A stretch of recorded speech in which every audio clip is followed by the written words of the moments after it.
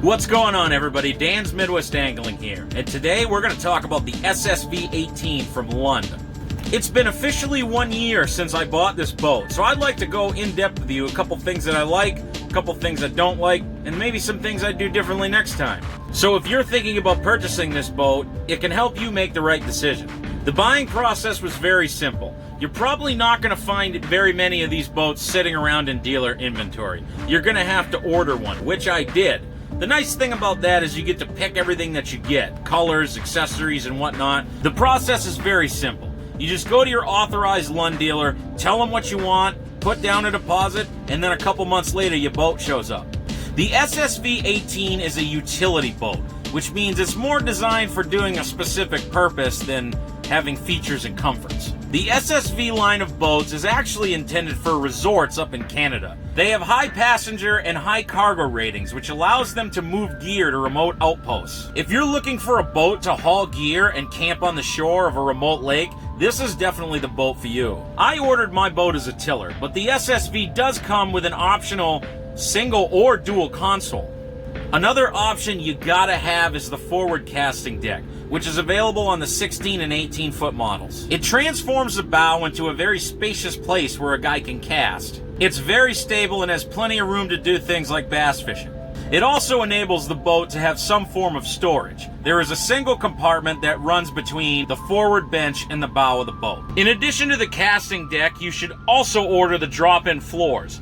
They work quite well to make the deck between the benches nice and level and easy to walk through. Here are some of the add-ons that I purchased after the fact and installed myself. First is the Minn Kota PowerDrive 55 trolling motor. I ended up creating a wiring system for this myself, which I have a video explaining that process. You can find it right here. It was very easy to do, and I did the same thing in order to run power to my forward graph. I ended up going with Garmin EchoMap UHD 93 SV units for both my bow and my console. I really like these units, and the fact that I got them at such a good price makes it all the better. I was also able to network these units using the Garmin Ethernet cable.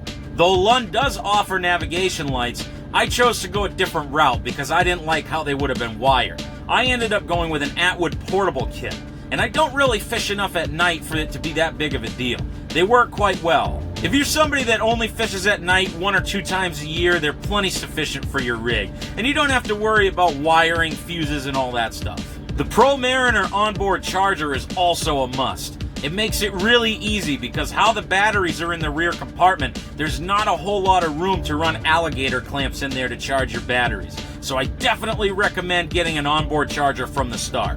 Another must-have is a set of guidons on the trailer. Being that it's only a single bunk trailer, I was concerned when I first bought the boat that loading might be a problem. But the proper placement of side guides makes loading a breeze. I've never had a problem. When it comes to rod holders, unfortunately I made a mistake and I went with the cheapest ones I could possibly get. It turns out that they don't make extensions, and though I like the idea of them being recessed inside the benches of the boat, I've struggled to find an aftermarket extension that will work with them, so I think I'm going to end up just changing them out for a different brand.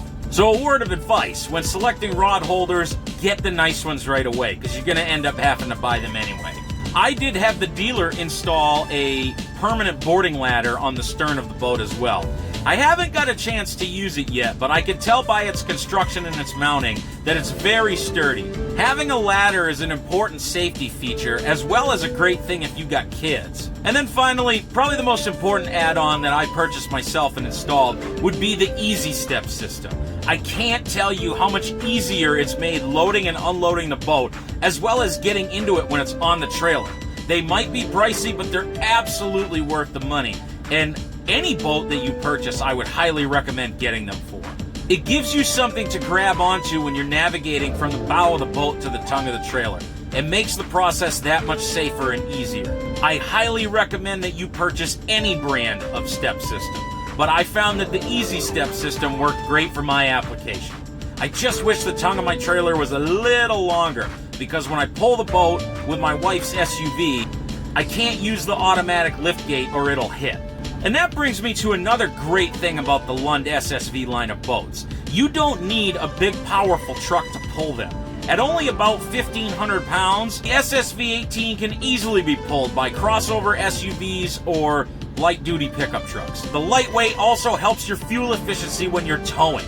And with the way gas prices are these days, who couldn't use that? As far as the engine goes, I'm quite satisfied with it. Although at first I was a little disappointed with the top end speed, I've come to love it once I realized the torque the engine has with the command thrust.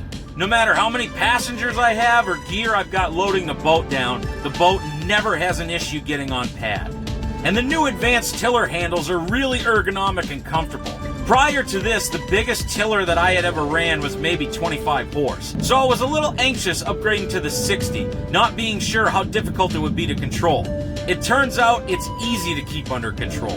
There's no issues whatsoever. And the length of the arm makes it very comfortable to run for several miles down the lake, no problem.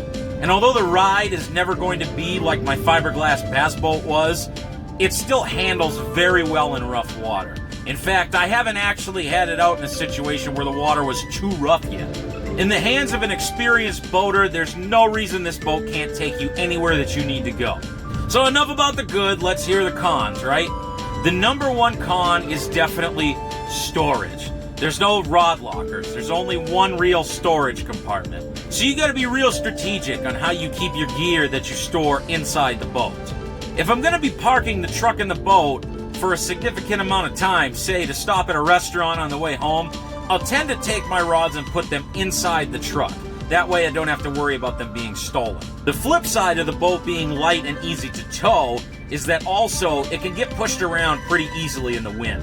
I've found that the Minn Kota PowerDrive 55 is plenty sufficient to move the boat around in current or in the wind, but you do have to be careful.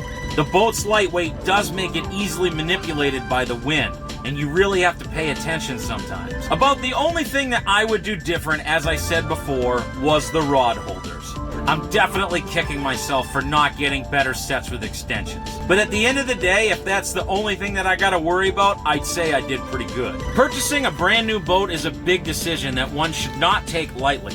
I'm hoping if you're thinking about purchasing a brand new Lund SSV-18 that this video helped you in making your decision.